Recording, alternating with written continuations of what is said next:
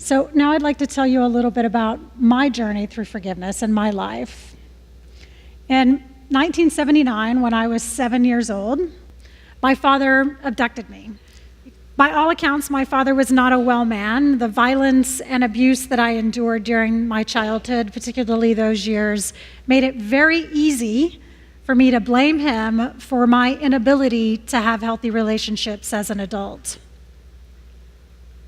So after 3.5 years, due to some changes in the laws here in the United States, the U.S. Embassy finally located me in England in July of 1982, and we figured out earlier today, this is actually the anniversary of the day I came back. It was 35 years ago today.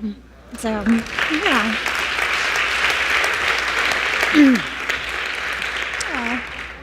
Wow, synchronicity.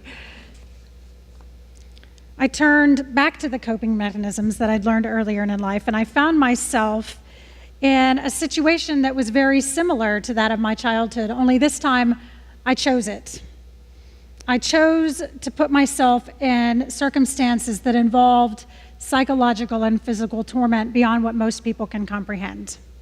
And I chose relationships with people who could confirm my core belief that I was a mistake, that I didn't belong in the world. In 1999, thanks to my addiction and my choices, I lost everything, including my home and custody of my son, Zach, to my parents, who were my mom and stepdad, who were gratefully there, willing and able to care for him during this time. How did I go from believing that my life had been a series of tragic events, because that really was my experience of life for a long time, to knowing beyond a shadow of a doubt that there is nothing to forgive? That's a long distance to travel, right?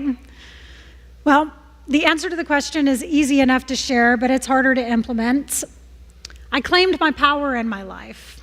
I took complete responsibility for who I was in the world and for my experiences, even the ones that didn't seem to be my fault. And I forgave. I finally realized that there was no one else in the world that needed to change. It was me. I was the one who needed to change. Where does the need for forgiveness arise? You see, when I thought if my father hadn't kidnapped and abused me, I would be better at relationships, what I was really saying was it was his fault that I was the way I was. Somehow I was other than I was supposed to be, and I was powerless in the situation. And I realized this in my 30s. At what point in our lives do we start not being powerless in the circumstance that is our lives?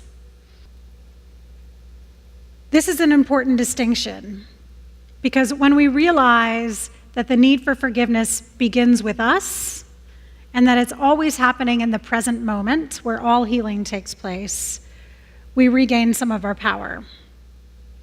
We can't change the past, but we can absolutely change how we relate to it.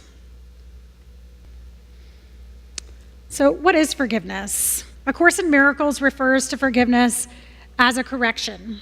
It's changing the way we see the people and events in our lives.